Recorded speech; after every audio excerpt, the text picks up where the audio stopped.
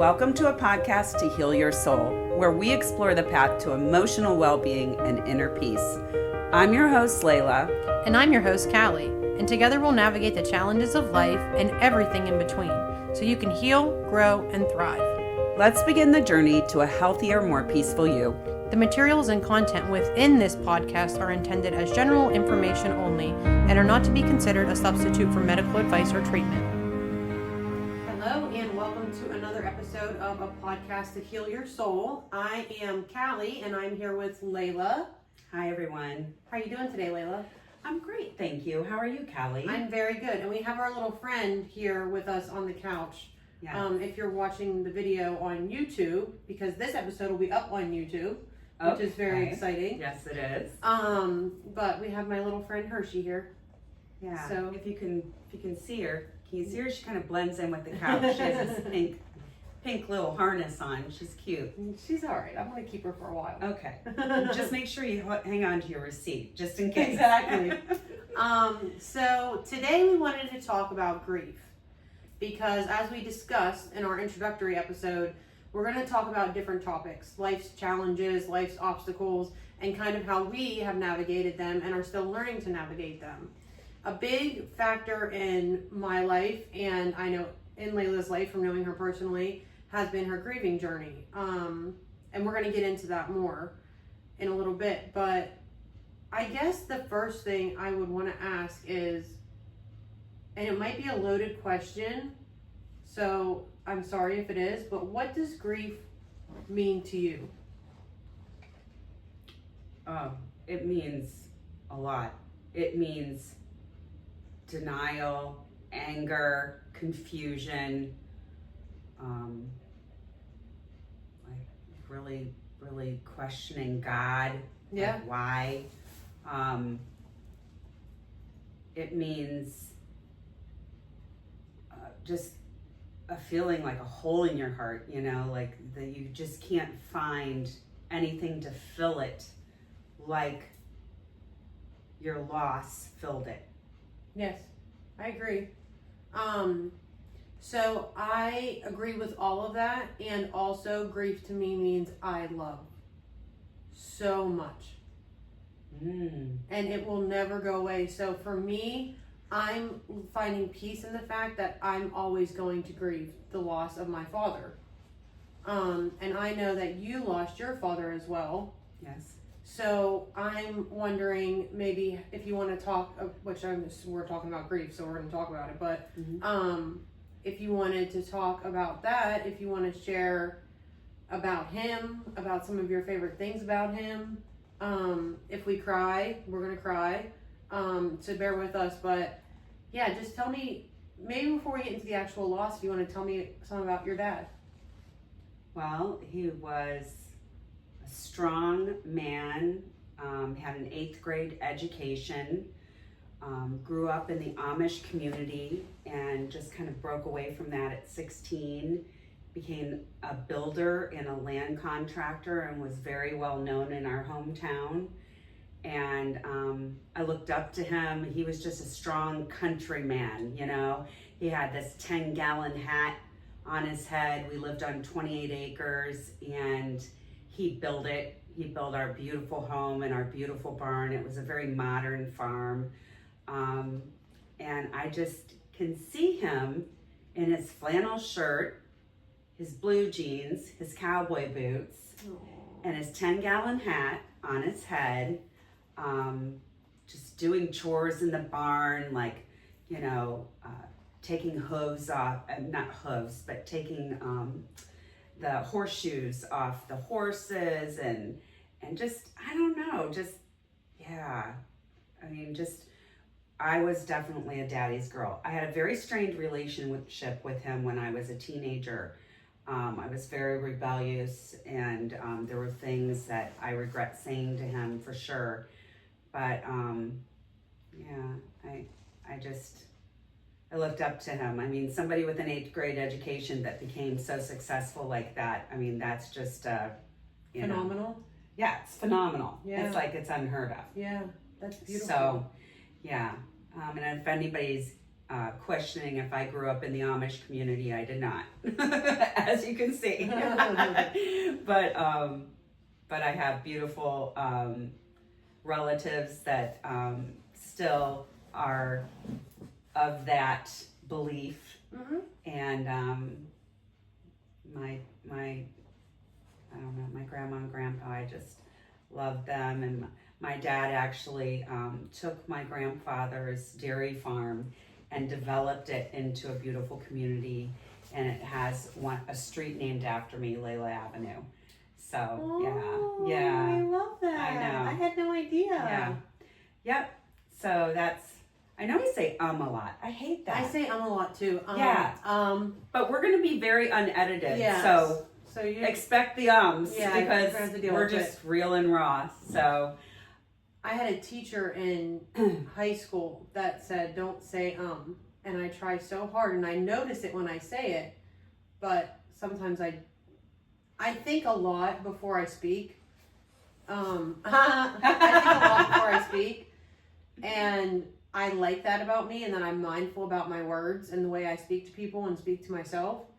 So I think I say because I am trying to make sure what I say is actually what I feel. yeah, you're pausing. Yes. So I could just pause, but I say instead. But yeah, if we say I mean, it is what it is. We're saying So, deal with it. No, I'm kidding. So that's a beautiful story.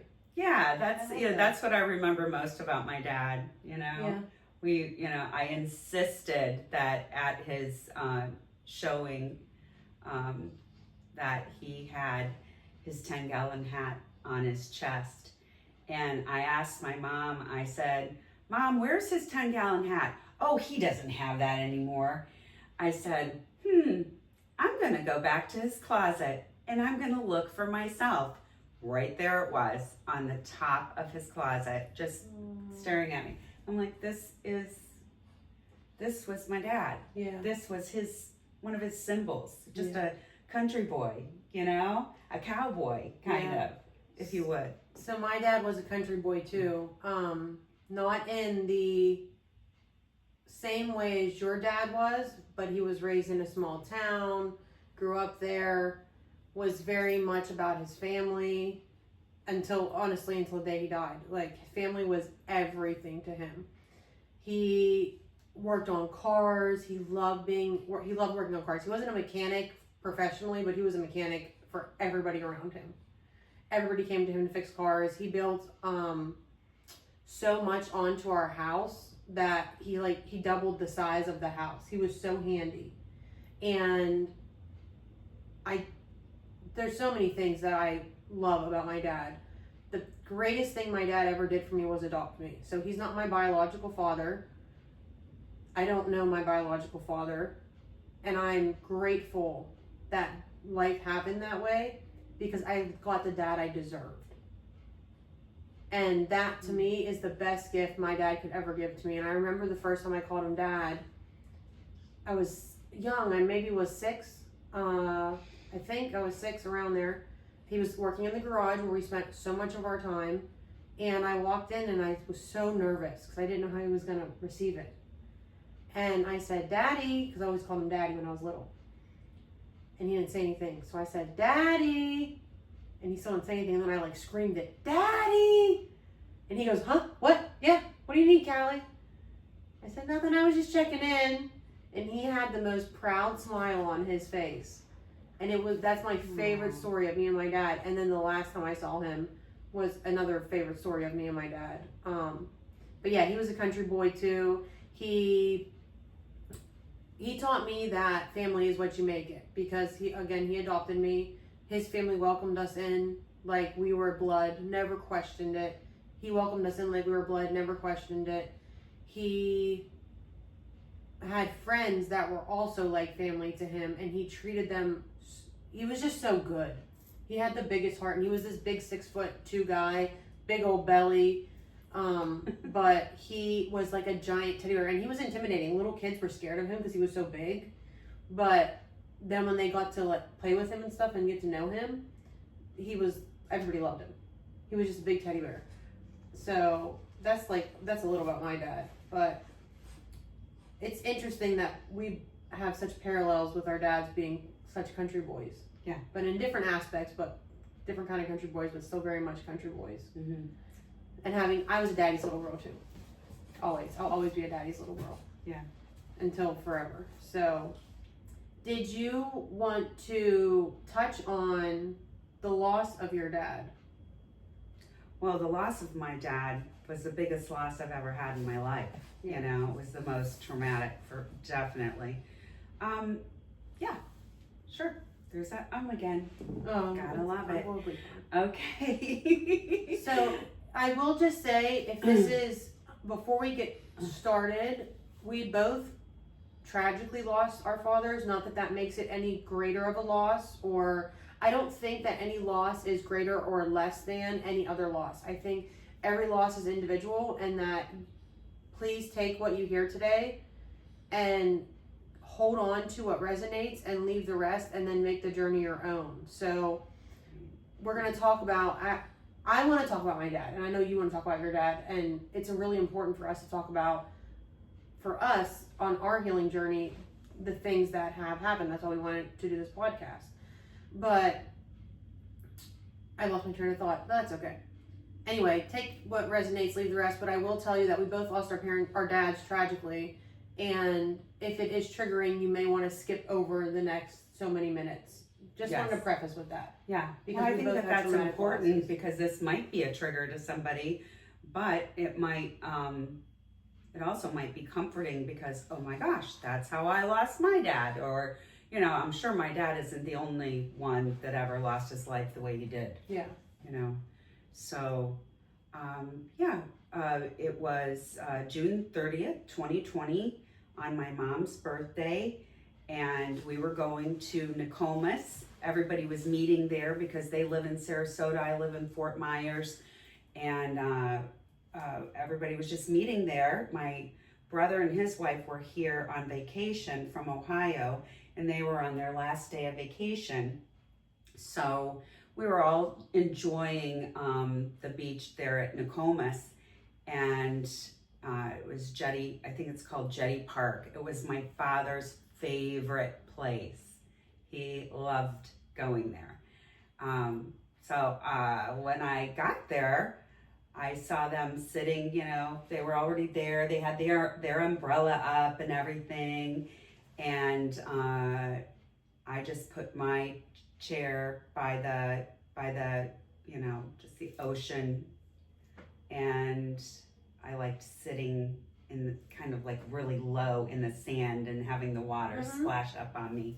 So they were just walking in the water, and I said, you guys need me to walk in with you, because a couple of days earlier we were at a beach called Sanibel, and it was really shelly. And, you know, my mom can be a little unstable and, you know, when she's walking and stuff. So I'm like, well, they needed me then, maybe they might need me now. Although it was very clear, very, you know, beautiful sand, nice and soft sand. But my mom goes, oh no, we got this. And my dad goes, yes, I need you to walk in with me. So I said, okay. So I walked in with them, and we were chatting for a while, and another couple came into the water, and they were kind of chatting with them. And my dad said to me, he's like, Lela, you have a feather behind you. And I looked behind me and I said, oh, Dad, that's just a pelican feather, you know? And he's like, it's a nice one. And I go, yeah. And so I kind of swam away, and they were just chatting. And like, I don't know how long it was after, not long at all, like maybe 5 minutes. I'm standing at the shore with my sister-in-law, and I see my dad flapping, and my mom's beside him, and it looks like he's making fun of somebody who can't swim in like 2 or 3 feet of water. And I'm like, Daddy, what are you doing? And he had these wide eyes, and he was just swimming to like super like frantically. And my sister-in-law looked at me and she goes, "That doesn't look right." And I said, "No." And I went for him. And as soon as I got to him, he did the dead man's float. And I had him in my arms and I was screaming. And my mom probably doesn't remember doing this. And I don't think she meant any harm in it, but she told me to stop screaming. I'm like, stop screaming. You know, I have my dead father in my arms. And so me screaming led to people helping on the beach and everything. And they got him out of the water. They worked on him and he just didn't make it, you know? And it was tragic for me. And there's lots of, there's parts of it that I resent because, you know, my brother was out there fishing. I don't resent him for fishing, but he won't believe that my father drowned, you know? And I don't know, he thought he had a cardiac event. Well, anybody with a cardiac event is not going to be flapping like that. Anybody with having a stroke is not going to be flapping like that. And my mom even thought, you know, oh no, he didn't just drown. He had a cardiac event. Well, he had a cardiac event because he was drowning and panicking. And, you know, I explained it to even the investigator and everything. And the investigator asked me what I saw. I told him, and he said that's somebody who's drowning and they get tunnel vision and they don't realize that they can simply stand up. So, yeah.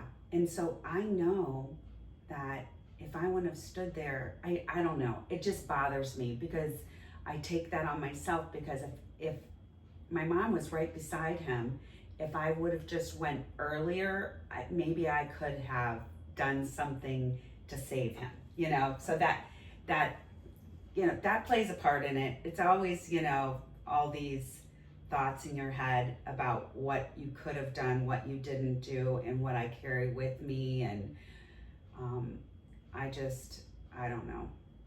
So that is one of the stages of grief.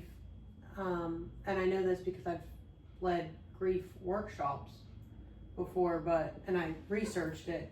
I don't know if you know this though, but it's bargaining. And that's when you think, well, if I had done this, or if I had done that. Mm-hmm. I have a similar reaction to my dad's passing, but I just want to say I'm so sorry. Thanks. That you had to experience that in general, but that you had to experience it in that way in such a massive traumatic event. Yeah. I mean, there was at least a year that I couldn't discuss it. I'm sure. Like without just like totally breaking down. Today I can discuss it. Yeah. You know, I've had it's very strange. I've had a woman that was swimming behind me in a pool. This is after my father passed, and she was starting to not be able, she had like this floating device around her and she couldn't touch the ground and she was going like this and she was like starting to panic, and I turned around and I'm like, oh, can I help you? And she, help. So I picked her up and I put her on the steps and she goes, "You are my angel."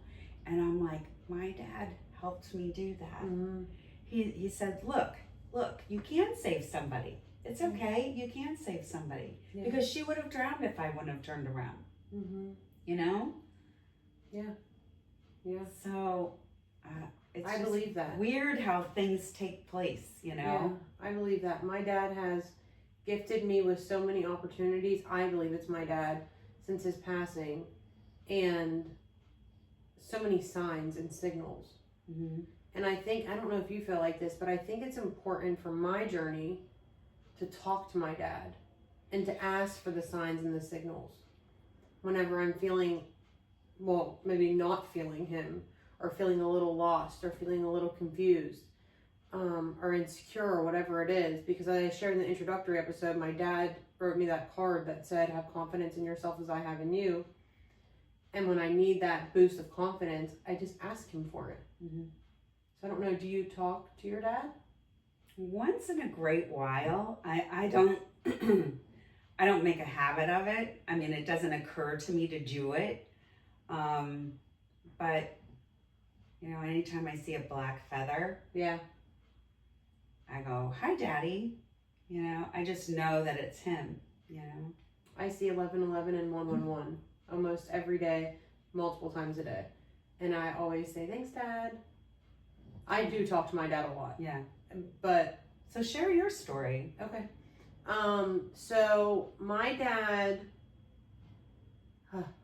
so much. I guess I would start with the last time I saw my dad was at a gas station. We met halfway between where we were living because I was living in Cape Coral and they were living in Bradenton. They had Annalise, my daughter, for the weekend. And we met halfway at Northport, and every time I drive past that exit, I'm like, I'm going to stop, I'm going to stop, I'm going to stop, and I've never stopped. I just want to go. Just the last place I saw him. And it was so crazy. We always hugged and said, "Love you." We always did. We were very much an open family about the word "I love yous," or the words "I love you," and hugging. We did it when we got there, we did it when we left. But that day, it was different. We got there, we gave a "I love you" hug. How was the weekend? Da, da, da, da. And then we were going to say goodbye. And we gave another hug and "I love you." And then we were like, wait a second, let's go in the gas station. So he went in the gas station. I went and followed him. Annalise is looking around. I'm standing by the cooler. He's standing at the register purchasing a drink. And I just look at him and he's looking at me. And he has the biggest smile on his face. And I was like, he knows it. I made it. I did it. I'm good. Like, for the first time in my adult life, I am good. Yeah, and it's like he recognized it. I wasn't struggling really hard with my mental health, which I had struggled with for so many years. Not that I don't still struggle, but it wasn't debilitating me in the way that it had in the past. My business was doing really good. My apartment was wonderful. Annalise was wonderful. And he just looked at me so proud. And like he knew I made it. I was going to be okay. Yeah. And I just remember that smile on his face, and I'll never forget that. And then we hugged one more time and said, "I love you." And then he drove off. And that was the last time I saw my dad. Because on Friday, it was March 8th of last year, so 2024. We just had his year anniversary. He loved to ride his motorcycle. He was the safest driver I've ever seen on a motorcycle. He absolutely loves to ride his motorcycle. It was his place to be free and to think. So he was going to fix a part on my mom's car because he loved working on cars. And he leaves to go to ride the bike and think about how he's going to fix this part on my mom's car. And he doesn't come home. So my mom is calling him, and I was really sick that day, all day. It was really weird. I was just nauseous. I was tired. I wanted to sleep. I don't know what it was, but I just felt so off that whole day. It's almost like my body was telling me something was going to happen. And I was sleeping when my mom called me, and it was early. It was 8 or 9. And no, that's not really early for me, honestly, but I fell asleep at like 4 that day because I was so sick. And which is funny that I fell asleep at 4 because that's when he passed away. So my mom calls me and she's like, my cousin picks up the phone and he says, "Callie's sleeping. Is everything okay?" And she said, "Yeah, I just wanted to make sure my phone works. I'm calling Jeff and he's not answering." So she's walked down to where he parked his bike, walked back up, and the police car drives up. And she knew instantly. She goes, "Are you here for me?" And he says, he looks at his screen and she just screams the F word as loud as she could, is what she says. I wasn't there, but he took her back, and my family's friends, my aunt and uncles, I call them, they're our family friends, but they were coming back, and the police officer sat there and waited with her until my family came back. And then she called me the next morning because she wanted me to sleep, because she knew I was going to sleep for a while. She called me the next morning and said, she said, "Are you sitting down?" I knew something was wrong because she never calls me at 6:30 in the morning. She texts me but doesn't call me. And I said, "Who died?" I knew it immediately. And I said, "Is it Aunt Jeannie?" Because my Aunt Jeannie was like a grandmother to me. She's older. She was sick for a long time. She goes, "It's worse." And I said, "It's Dad." Sorry. And she said, yeah, honey, I'm so sorry. And I started screaming, you're lying, you're lying, you're lying. And I just was having a fit of rage and disbelief and anger. And I just ran around my house screaming, you're lying. Because it's like denial, another stage. It was the absolute worst feeling I've ever felt in my entire life. And I thought I felt pain before that. And I'm not discrediting pain, any of the pain that I felt in my life. But nothing compared to that pain I felt in that moment. Right. And he got hit on his motorcycle. So he was just driving down the street and minding his own business. And somebody, we don't know the full story because it's still under investigation, but someone pulled in front of him. And he did the right thing, what you're supposed to do. You're supposed to lay your bike down, let it slide. You'll get hurt, like scratches, road burn. But it's supposed to save your life. And he did exactly that. And then she hit his back tire and he flew off the bike. So, yeah, that sucked. Right. It sucked. It still sucks. But it always will suck. Yeah, I think knowing that is a key factor in grieving, for me, more peacefully than not. If that makes sense. Yes. Because I think sometimes I say I grieve, I'm more at peace with, I'm not okay with it. Maybe I am okay with it. It still sucks, but I'm at peace with it. And I know he died, and I would never say this to another griever. Like, well, at least he died doing what he loved. But for me, to say to myself, my dad died doing what he loved. And yeah, if he had to die in any way, I'm happy he died doing what he loved. Yeah. So, yeah, that's my dad's story. Not to interject, but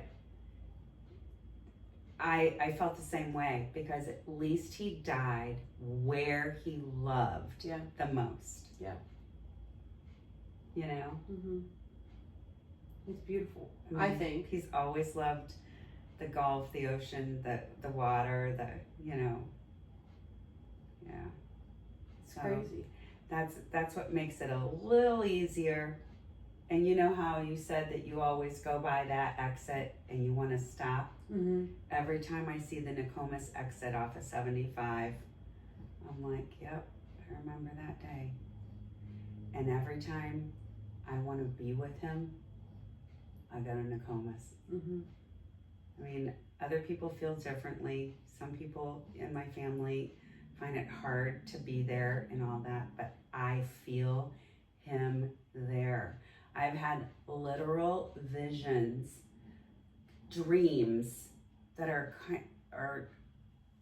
like visions of him as a young man running and splashing through the water.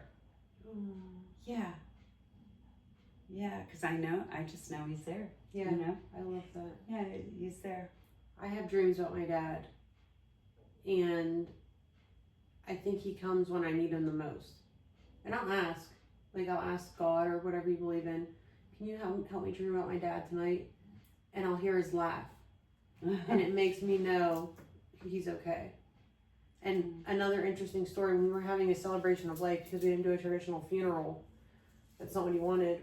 My dad's friend came up to me and said, I had a dream about your dad. He was fixing a bike, and he was at home in Pennsylvania, where we're from, because he was a snowbird. And his friend said, oh, Jeff, you're home already, or something like that. And he goes, I'm home for good. Yeah. And he said, when did you get home? That's what he said. The friend said to him in the dream, when did you get home? And he said, I'm home for good. Isn't that crazy that he dreamt that? It was almost like he was telling him. Gives me goosebumps. Yeah. It gets me, yeah. I'm home for good. So, yeah, those are our stories, I'm trying to use the word but. Like, I'm not trying to use the word but. I said but. Oh my gosh. And what? Calli. It doesn't matter. I know. We are raw. We are unedited. We are not your other podcasts. It's true. You know, we're not, this is so perfect. Oh my God. You know, no. Yeah. We're just like we're who we are. So did your dad have a traditional funeral? Yes. It was during COVID though. Oh. So a lot of people from Ohio couldn't come. My mom was really concerned that hardly anybody was going to be there. But yeah, he was buried at their church. His service was at their church. His wake was at their church. Down here? Down here in Sarasota. Okay. And, you know, my ex-husband even came, and my brother asked him to be a pallbearer, and he agreed to do that. And he was there, you know, like for me. We had been divorced since 2017, and he was there for me, and he helped bury my dad. You know, it was that was really touching. You really find out who cares about you. Who your people are. During those times, you know, you for sure do. Yeah, you absolutely do, because I found out on a Saturday morning, and I didn't have anywhere to sleep at my mom's anyway, and I wanted, not that I was going to sleep, but I wanted to be with her, but at the same time, I wanted to come back to my friends in Fort Myers, because I needed to be surrounded by people who love my family doesn't love me, but I need to be surrounded by a ton of people who love me and who would just let me be in the place I was. And my mom was already running to make plans and things like that, and I wasn't at that place yet. I just needed to be sad and be where I was, and I wanted to be around people who love me just the way I am. Not that my mom doesn't, but that's what I wanted. And my friends down here, my family down here, got me through. And I know this is an example. So if you're listening to this, I don't know if you had anybody that was there. Well, you had your ex-husband who was there for you in a great way. Yeah. So my friend, my very good friend, she lives in the same complex as me, and I called her and she didn't answer. So I walked over to her apartment and I knocked on the door, and she didn't answer. So I started walking away, and they woke up. It was really early in the morning, and she called me back and she said, "Hello, what's wrong?" And I said, "My dad's dead." And she said, "What?" And I said, "Yeah, he died." And she said, "I'll be right there." And she did not leave my side. Did not leave my side. And the most impactful thing that I know that I'm making some kind of impact in this world, is she said, "I didn't know what to do, Calli. I laid there and I thought, what am I going to do?" And she said, "Do what Calli would do for you." And I was like, that's the... She liked that one. But that made me, like, know that I'm doing okay. Yeah. And her being there made me know I was going to be okay. And you being there made me know I was going to be okay. And my friends down here being there let me know I was going to be okay. And I was going through some personal stuff, too, in a relationship at the time. And I just had so many people that loved me and let me be who I was in that moment. And I think that's super important on the grieving journey, in my experience at least, is to be where you are. I thought you had to rush it. And I thought you had to get through all the steps in the perfect order. Yeah. Because I'm a perfectionist. Yeah. And that's not the case. And I learned very quickly that grief is so non-linear. It's so up and down. You can take 10 steps forward and then take 20 steps back in a matter of seconds. Yeah. So, where'd you sleep? Hershey. We did not have gas just now. So, do you have any kind of coping mechanisms that you use? Wow. The first coping mechanism that I found, I wouldn't recommend to many people. I started drinking every single day after that happened. I didn't know how else to cope. I just didn't want to feel it. I know. Like, I was in such denial. It was such a surreal event. Talk about having friends and all that. I had so many people who loved me around me, comforting me during that time, really being supportive, and that meant the world to me. But yeah, I drank every day, probably for a year. And then one day I said to myself, after watching this YouTube video on this guy, that promotes like the 28-day experiment, like going 28 days with no alcohol and all the benefits that you'll feel without it and all of this. So I decided that that's what I was going to do. I was going to feel and heal. And that's when I started my journey of healing a year later. Yeah. Because I didn't want to face any of it. I didn't want to feel it. I didn't, people were, I would tell people how I felt and how traumatized I was. And like I had some relatives that would just quote me Bible verses and God bless them. I mean, that's how they felt like they were helping, but they weren't listening. That's such a key takeaway. That they weren't listening. They weren't listening to I just had a traumatic event happen to me. I am diagnosed with PTSD over it. I've struggled with depression and anxiety my whole life, and that just really exacerbated it, for sure. But coping now is just trying to live a healthy life and journaling. I try to journal. I try to have a gratitude journal, and then I have a journal of like a synopsis of that day, just like a one sentence of that day.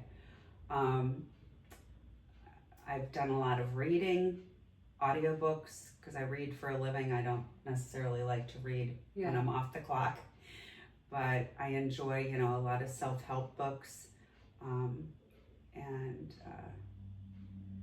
I read this one by Brianna Wiest, When You're Ready, This Is How You Heal.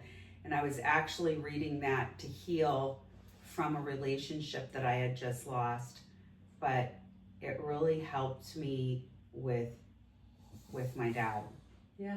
My grief too, because, it hits you when the way it's supposed to hit you. Yeah, and I'm still not through it. I mean, it's a journey. It's a forever journey. Yeah, it's a marathon. It's not a sprint, Exactly. And it's just like you said. There is no like checklist. Okay, check, got that done. Check, got that done. I Okay, thought that's how it was supposed to be. Yeah, so this isn't gonna feel this way forever.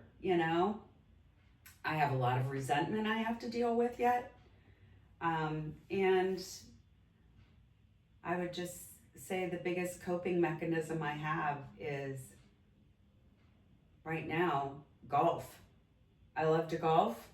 I mean, pick something you love to do that just kind of takes you away from it. And that helps me. I like that. Yeah. I find that leaning on my supports, my family that I was born into and the family that I made along the way, is my biggest coping mechanism. Oh, nice. I love that. Telling them when I'm upset or crying in front of them, or telling them when I'm happy or when I'm thinking of my dad or whatever it is. But I think finding community amongst it is the most vital part for me. Yeah. So, but I do the same. I journal, I read. I have like a very intense self-care practice that I do in the mornings, but it does consist of journaling, and that helps. And I have a gratitude practice inside of it. I talk to my dad very often, and that seems to help. I say hi to him when I pass his work every day to go to work on my own. And finding peace in it really comes from utilizing those coping mechanisms. But I'm very blessed that I got clean and mostly sober. I say mostly sober because I will very rarely have a drink. Right. Me too. Very, very rare occasions. And it's not to numb my pain anymore. It's just because I like the taste. Which before was strictly to numb my pain. And I got clean and sober November 6th of 2023, and my dad died March 8th of 2024. And I did not turn to drugs and alcohol because I knew how bad it could have gotten, and I could have potentially died as well. And I wasn't about to do that to my mom or my other family. And I'm so grateful that I got that and had that. And I think that's also why my dad looked at me that day, the last time I saw him, with such pride and knowing that I was okay. But I don't know, it's changed my life. It changed my life completely. I found the family of friends that I needed. I found the supports I needed. I found myself, which all helped me to be better able to cope with losing my father. It led me to get the strength to deal with losing my father. And I actually shared something this morning, but it said things not to say to a griever. And one of them is to be strong. And I think that's so true, is that don't tell people to be strong. Let them feel what they want to feel in that moment, or they do feel in that moment. Let them. Just let them. Let them. Yep. So, yeah, I find myself when somebody like one of our mutual friends, I think you know her at the Kava bar. She just lost her mother. yes. And I find myself saying, "How are you, Hannah?" And then I say, "I take that back. I know. F off. I'm not well. I'm not okay.